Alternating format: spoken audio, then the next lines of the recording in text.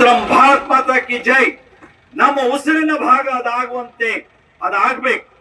150ನೇ ವರ್ಷದ ಈ ಸಂಭ್ರಮದಲ್ಲಿ ಒಂದೇ ಮಾತರಮ್ಮಿಗೆ ನಾವು ಕೊಡಬೇಕಂತ ಪ್ರಾಮುಖ್ಯತೆಯನ್ನ ಇನ್ನಷ್ಟು ನೀಡಬೇಕು.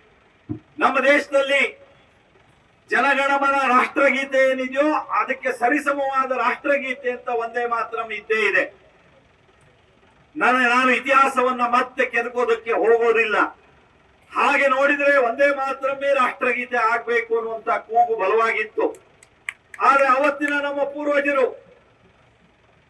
ಒಂದೇ ಮಾತರಮ್ಮೂ ಇರಲಿ, ಜೊತೆಗೆ ಆ ಬ್ರಿಟಿಷ್ ಅಧಿಕಾರಿಯನ್ನ ಸ್ವಾಗತಿಸೋದಕ್ಕೆ ರಚನೆ ಮಾಡಿರುವಂತ ಜನಗಣ ಮನವೂ ಇರಲಿ ಅಂತ ಎರಡನ್ನೂ ನಮಗೆ ಸೇರಿಸಿ ನಾವು ಇವತ್ತು ಅದನ್ನ ಒಪ್ಪಿಕೊಂಡು ಅದನ್ನ ಪಾಲಿಸ್ತಾ ಇದ್ದೇವೆ.